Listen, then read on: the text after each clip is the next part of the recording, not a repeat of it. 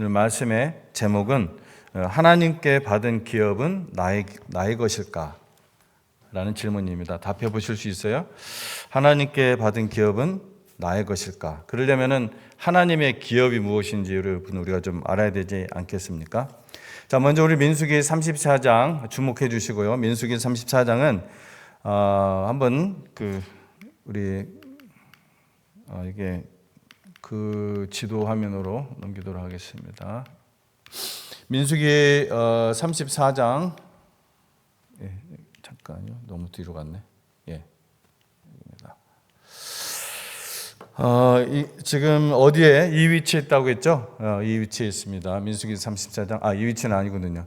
좀 이따 볼 텐데 지금 출애굽 그 여정 하얀 색깔. 잠깐만요. 이게 볼 때마다 이거를 제가 꼭 이렇게 안 움직여도 되지 않게 할 수 없나요? 자, 여기 보면은 하얀 라인이 보이시죠? 여기까지는 이제 대부분 이제 공통적으로 이렇게 동의를 하고요.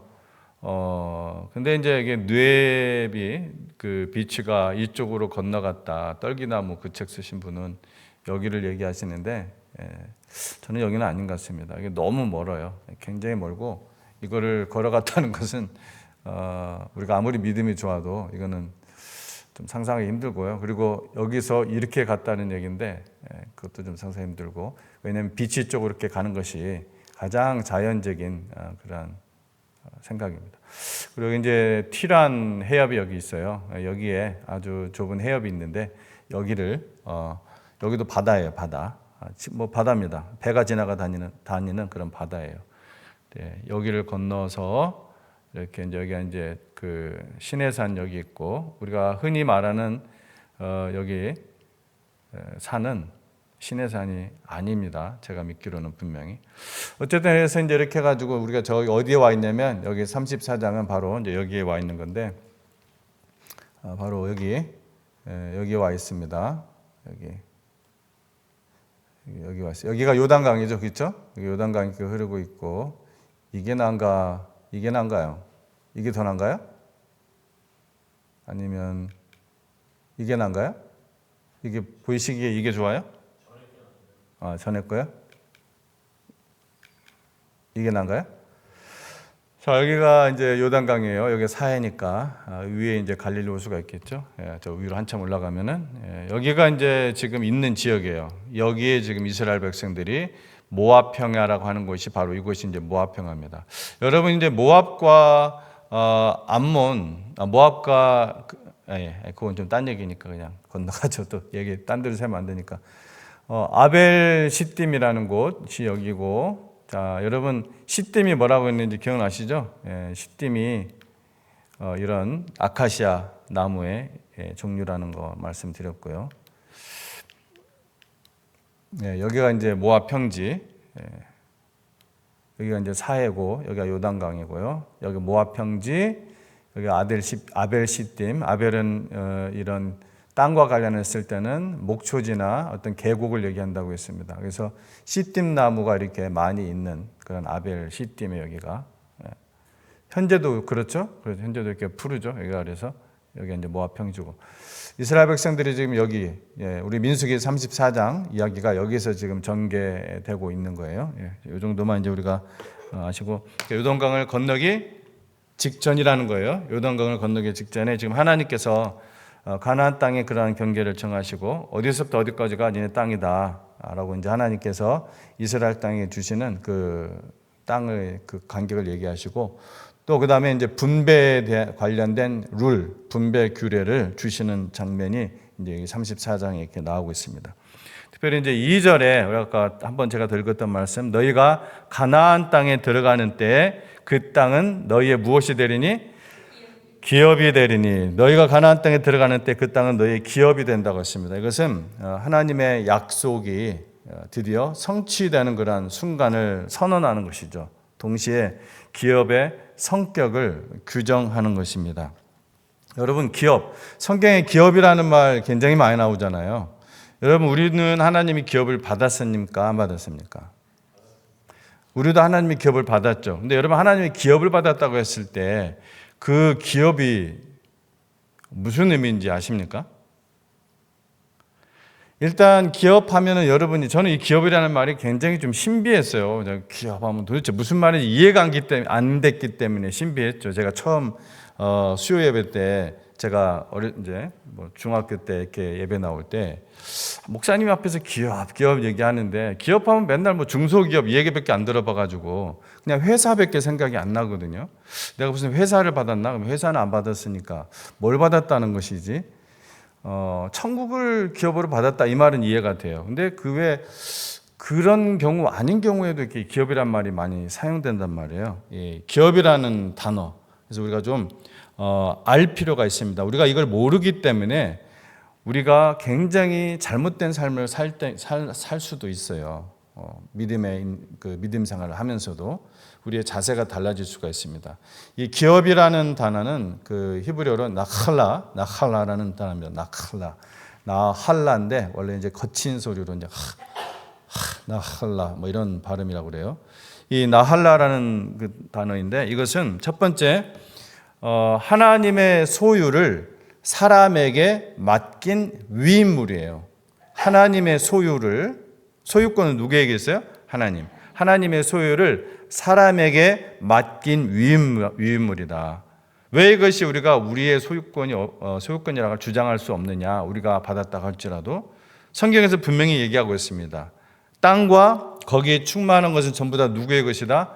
여호와의 것이다. 시편 24편 1절 말씀에 얘기를 하고 있어요. 땅과 거기에 충만한 모든 것이 누구의 것이다? 여호와의 것이다. 당연히 하나님께서 창조해 주시니까. 다 하나님 거란 말이에요. 뭐든지 다 내 거예요. 여호와 거예요. 성경은 아주 분명하게 시편 24편에서 이렇게 얘기를 하고 있습니다. 그래서 우리는 주인이 아니라 청지기라고 성경을 얘기하는 것이죠. 이것은 세 번역에서는 청지기를 관리인으로 번역을 하고 있습니다. 관리인. 청지기로서 하나님의 소유를 관리하도록 부름받았다는 거예요. 또 이 기업이라는 그런 이 나할라가 가지고 있는 의미는 뭐냐?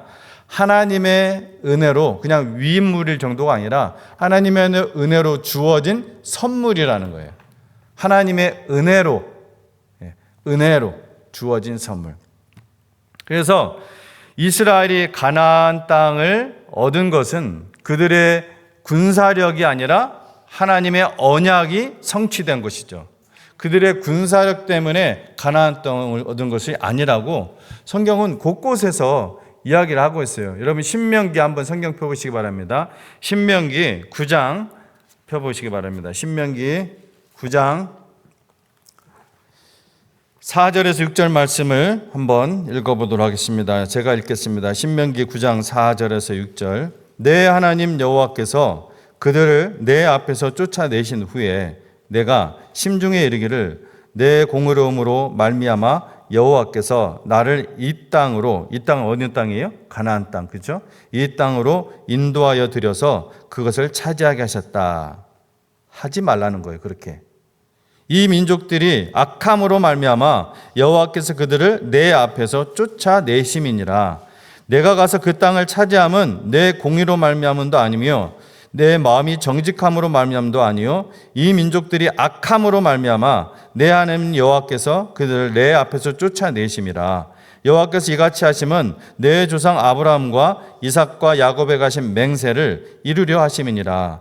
이것은 하나님께서 하나님의 그 악에 대한 징벌이고 동시에 네 조상들에게 약속하신 언약의 성취다 이 얘기를 하고 있는 거예요. 네가 잘나서 네 공로로 네 공의 때문에 그게 아니라는 걸 분명히 알으라는 거예요. 신명기에서 지금 이 말씀 누가 하고 있는 겁니까? 모세가 고별 설교를 하는 거잖아요. 이제 가나안 땅 들어가기 직전에. 이게 똑같은 장면이에요. 모압 평지에서 하는 설교입니다. 누가? 모세가. 이거 이제는 잊어먹으면 안 된다는 거예요. 교만해지지 말라는 것이죠. 6절에 이어서 그러므로 내가 알 것은 내 하나님 여호와께서 내게 이 아름다운 땅을 기업으로 주신 것이 내 공의로 말미암음이 아니니라. 너는 목이 곧은 백성이니라. 교만하지 말라는 거예요. 뻑하면 교만해지고 뻑하면 아주 자기가 잘나서 그렇게 된 줄 아는 아주 목이 곧은 백성이다.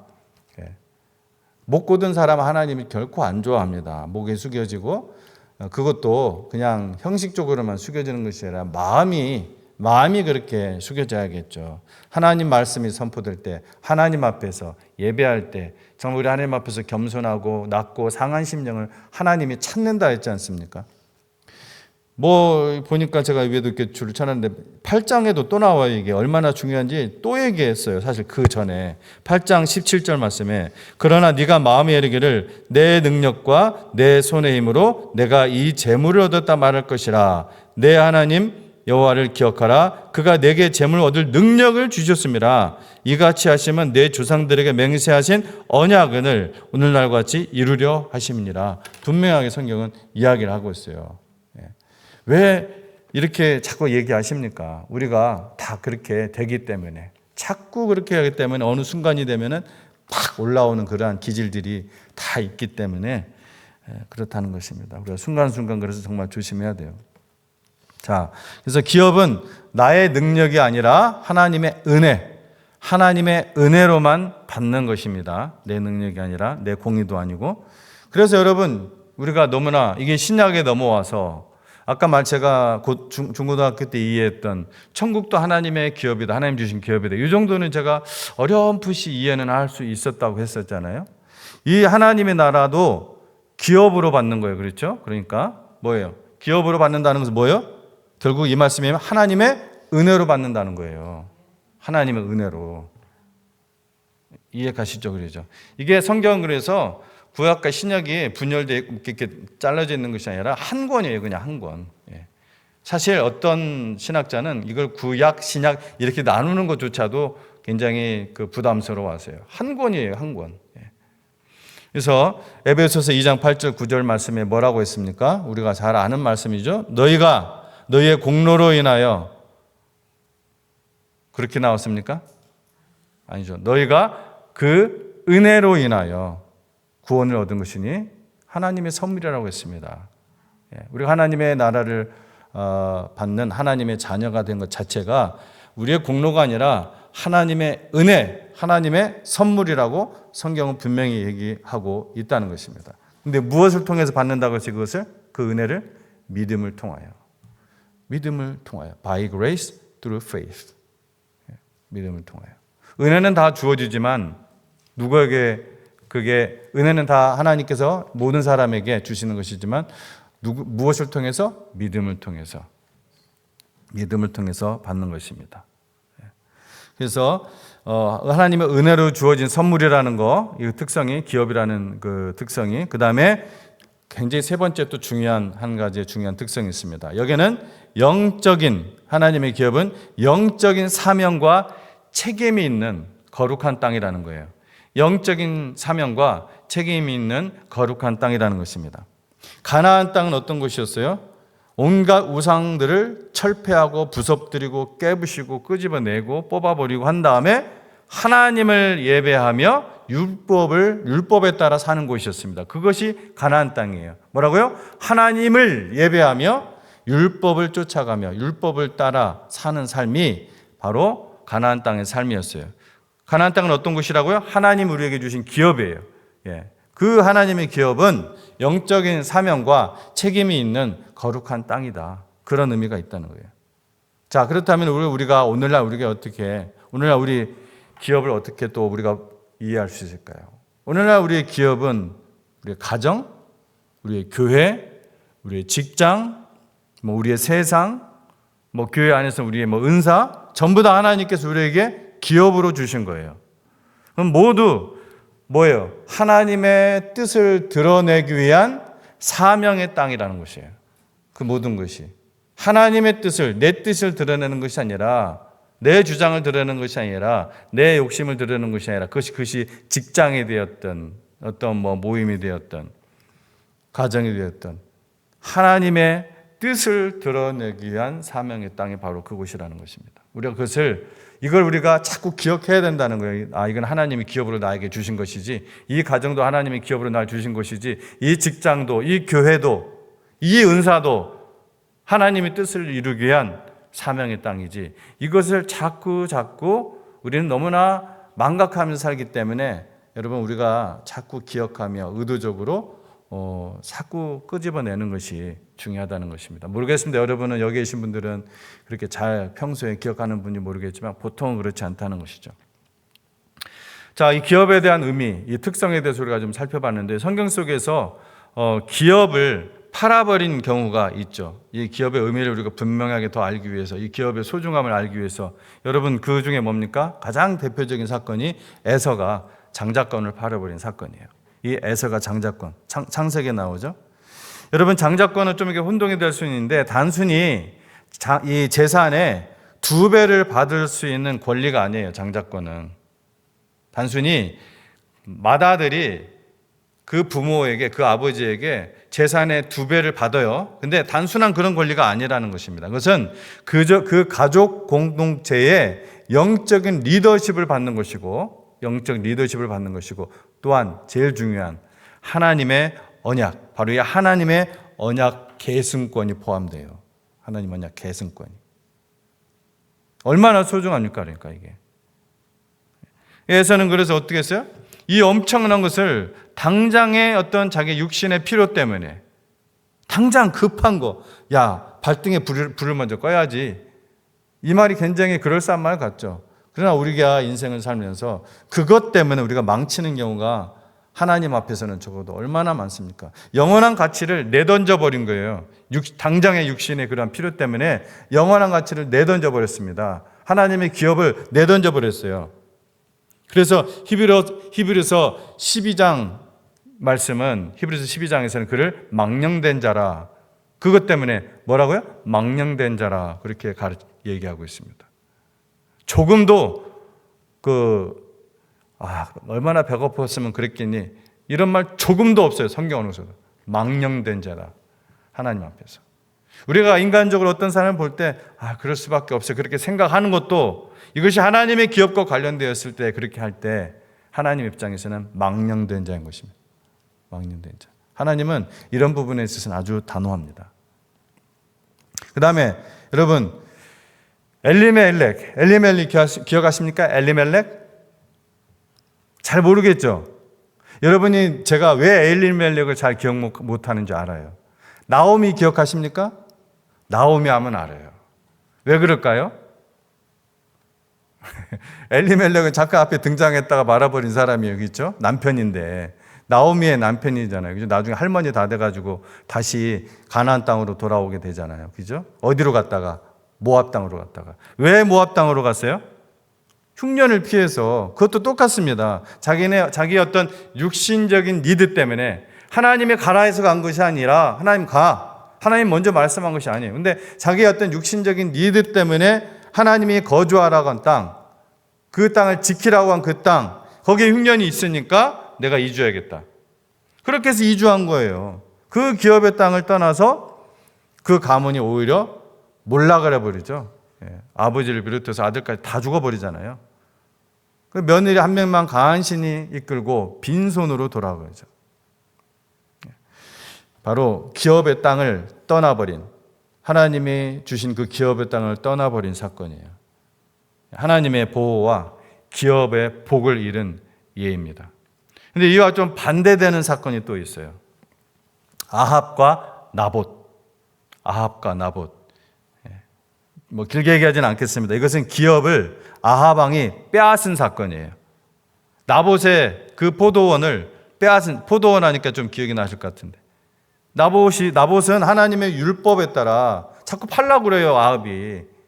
근데 뭐 좀 싸게 팔라, 그것 때문이 아니라 뭐 떨값으로, 헐값으로 줬기 때문에, 그것이 아니라 뭐라고 해요? 이것은 하나님의 율법에 따라 조상으로 받은 기업이 있기 때문에 하나님이 나에게 주신 기업을 내가 팔 수 없다.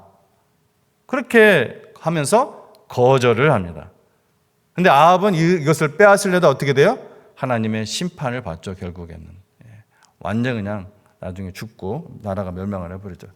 자, 결론은 뭡니까? 그래서 우리 이런 몇 가지 사례를 봤은 것은, 기업은 누구의 소유예요?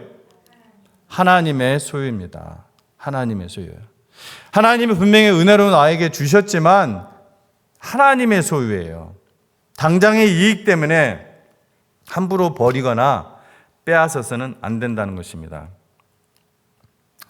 자, 저는 이것을 이제 하나님의 자녀됨과 연결시켜서 여러분과 함께 또 제가 묵상한 것을 나눠보고자 합니다. 하나님의 자녀됨. 왜냐하면은 이 하나님의 기업을 우리의 삶 속에서 하나님의 자녀로서 살아갈 때 실질적으로 잘 우리가 적용을 시키고 이해를 하려면은 먼저 하나님의 자녀가 되는 것의 의미를 알아야 합니다. 물론 앞에 있는 말씀과도 다 연관이 있어요. 하나님의 나라는 거룩함과 의로움이 있는 자만, 온전한 거룩함, 온전한 의로움, 조금도 점과 흠이 있으면 안 돼요. 온전한 거룩함과 온전한 의로움만 있는 자만이 하나님 나라에 들어갈 수가 있습니다. 그런데 모든 인간은 아예 죄인이기 때문에 어떤 노력으로도, 어떤 종교로도, 어떠한 철학으로도 이 하나님의 영광에 이를 수 없다. 성경은 분명하게 말씀을 하고 있습니다. 하나님의 나라에 이를 수 없다는 것이죠. 하나님의 영광에 이르러야 하나님 나라에 들어갈 수 있는 거 아니겠습니까? 오직 예수 그리스도의 십자가의 대속과 이 부활의 생명으로 거듭난 자만이 하나님의 자녀가 된다는 거예요. 오직 믿음으로 나갈 때, 회개와 믿음으로. 회개는 여러분 아무나 하는 게 아닙니다. 정말 자기 자신의 죄를 인정하고 뉘우칠 수 있는 겸손한 사람만 회개할 수가 있어요. 겸손한 사람.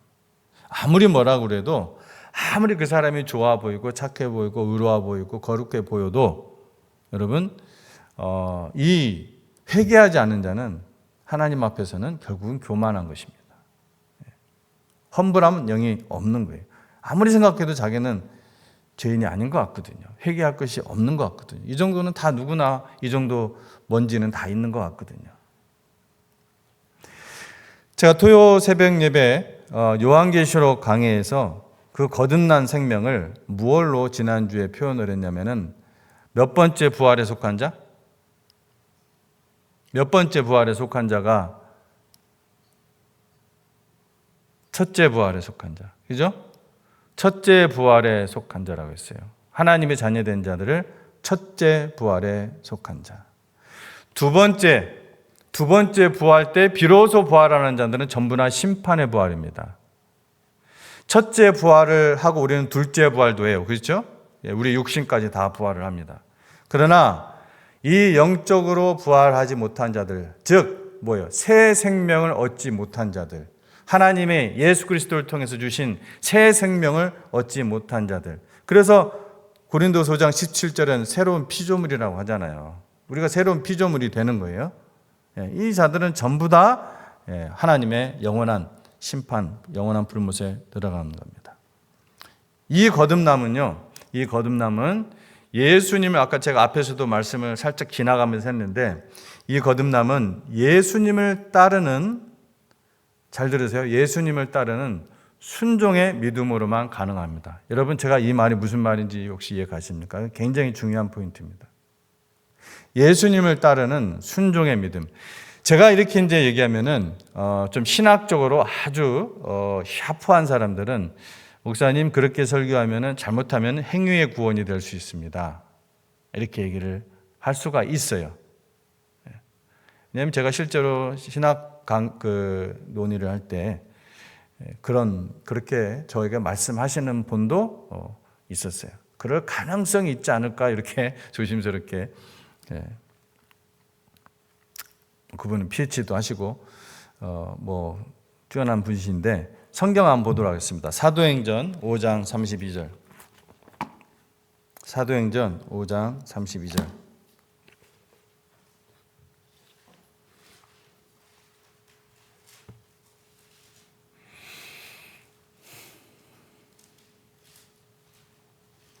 (31절부터) 읽도록 하겠습니다. 사도행전 5장 31절부터 32절 읽도록 하겠습니다. 같이 읽겠습니다. 찾으셨으면 시작. 이스라엘에게 회개함과 죄사함을 주시려고 그를 오른손으로 높이사 임금과 구주로 삼으셨느니라. 우리는 이 일의 증인이요 하나님이 자기에게 순종하는 사람들에게 주신 성령도 그러하니라 하더라. 여러분, 자기에게 믿는 사람들이라고 되어 있어요? 순종하는 사람들이 되어 있어요? 순종이에요. 자, 여기서 순종이라는 것이 행위의 구원을 얘기하는 것입니까? 아니죠. 우리의 믿음의 특성을 얘기하는 것입니다. 우리가 믿는다는 것은 어떤 신학적 동의를 하고 맞습니다 이게 아니라 내 삶자로서 그냥 맞는데 나는 내 방식대로 살겠습니다 이게 아니라는 거예요. 내가 지금 믿는다는 것은 내가 거기에 believe in 그 안에 내가 들어간다는 것이고 그를 따라간다는 거예요. 예수님을 따라간다. 이게 순종이에요. 순종하는 자에게 성령을 주시는 것이지 순종이 없는 믿음 believe in, believe out 하는 사람은 믿지 않고 바깥에서 내가 그냥 맞아요, 맞습니다. 전혀 예수 그리스도 안에 있지 않는 그러한 순종이 없는 믿음은 성령이 없습니다. 백날 얘기해도 성령을 깨닫지 못하고 경험하지 못하는 이유가 바로 이 이유예요. 순종하는 믿음이 아니기 때문에, 주를 따라가는 믿음이 아니기 때문에. 주를 따라가는 거예요. 우리가 실수도 하고 넘어지기도 하고 또 우리 하나님의 말씀에 대한 지식이 없어서 내 마음대로 살 때도 있고 또 내 육신의 정욕 때문에 쓰러지기도 하지만 근본적으로 우리는 어디 안에서 스트럭을 하는 거예요? 예수님 안에서. 예수님 안에서 스트럭을 하는 싸움이에요. 그러나 전혀 개의치 않고 그냥 똑같이 입술로는 얘기하는데 전혀 자기는 갈등도 없고 아픔도 없고 슬픔도 없고 즐거움, 그 예수님으로 인한 아무런 그런 게 없어요. 그건 순종하는 믿음이 아니라는 것입니다. 자, 우리가 하나님의 자녀로 새 생명을 얻는 순간부터 그래서 내게 있는 모든 것, 내 생각마저 순종해야 돼요. 내 모든 것을 순종하는 것입니다. 내 내적인 것, 물질적인 것, 비물질적인 것 다 뭐예요? 하나님이 주신 기업이에요. 다 하나님이 주신 기업이에요. 우리는 예수를 딱 믿는 순간 빵에서부터 시작하는 거예요. 빵. 제가 자주 얘기하지만 죽었던 자들이에요. 전부 다. 죽었던 자가 뭘 갖고 있을 수가 있어요? 다 빵이에요. 우리의 속옷이고 뭐가 다 그 순간 내가 하나님의 내 자녀로 거듭나는 그 순간 내가 갖고 있는 모든 건 전부 다 하나님이 다 부여해 주신 거예요. 이와 관련해서 제가 숙제를 하나 낼 거예요. 여러분 마가복음 10장 28절에서 30절 말씀 한번 읽어보시고 그 말씀의 의미를 주석사에도 안 나올 겁니다. 이 설명은. 이 말씀의 의미를 한번 생각을 해보세요. 마가복음 10장 28절에서 30절. 자, 그렇고 그것을 숙제를 하는 분에게 은혜가 특별한 깨닫는 은혜가 또 있을 겁니다. 말씀의 기쁨. 10장. 그래서 그것은 은혜의 선물이라는 거예요. 거룩함을 이루는 소명의 땅. 그래서 사망에 종된 자들에게 복음을 전하는 그러한 사명의 땅에서 사는 삶이 순종 없이 이루어질 수가 있겠습니까? 사도 바울은 자기 자신을 쳐서 복종시킨다고 했어요. 여러분과 저에게 그런 경험이 다 있잖아요. 그런 경험 없이 우리가 어떻게 믿음 생활한다고 쉽게 얘기할 수가 있겠습니까? 자기 몸을 쳐서 복종시키는 그러한 정말 올드 셀프와의 어떤 그런 싸움, 그런 것이 있지 않습니까? 이 세상을 살아가면서. 자, 이걸 지금까지 말씀 통해서 우리 한번 적용해 보도록 하겠습니다. 개인적으로 우리가 한번 적용해 보도록 하겠습니다. 하나님이 내게 주신 기업은 무엇인가? 나의 가족, 교회, 직장, 물질적인 것, 비물질적인 것, 이 세상, 그리고 내 마음에 있는 그런 세계들. 이렇게 좀 추상적으로 얘기하면 잘 못 알아들을 수 있으니까 이것을 구체적으로 말하자면 나의 배우자, 나의 자녀들, 또 나의 부모님, 그리고 나의 교회, 나의 직장, 나에게 있는 돈, 그 외에 여러 물질적인 것들, 그리고 내가 정신적으로 누리고 가지고 있고 받은 그런 비물질적인 것들, 그리고 그냥 이 세상, 그리고 내 생각, 내 판단, 내 가치관, 내 세계관 전부 다 뭐예요? 하나님의 기업이에요. 그 하나님의 기업인 거 여러분 이 무슨 말인지 깨달아지십니까? 깨닫는 은혜가 있기를 바랍니다. 다 하나님의 기업이에요. 그럼 누구 거라는 거예요? 하나님. 우리는 은혜로 받은 거예요. 은혜로 누리고 우리가 은사를 통해서 그것을 하나님을 위해서 쓰는 겁니다. 이것을 깊이 깨달은 우리 김석균 집사님 여러분 아실 거예요. 예, 우리 김석균 집사님이 아주 오래전에 지은 찬양이 있습니다. 가사를 들어보시기 바랍니다. 아주 깊은 영성과 믿음이 들어있는 그런 고백입니다. 1절만 들어보세요. 나머지는 우리가 찬양으로 부를 건데, 주님 것을 내 것이라고 고집하며 살아왔네. 금은보화 자녀들까지 주님 것을 내 것이라.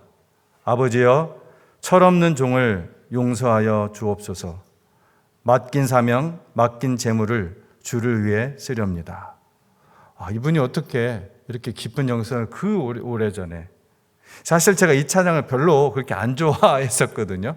왜냐하면 너무 축축 처지고 너무 옛날스러운 풍이라서, 그 풍이 막 굉장히 옛날 한 많은 사람이 부른 노래 같아서 별로 안 되는데, 가사에 제가 은혜를 받으니까 이 찬양이 참 너무 은혜가 돼요.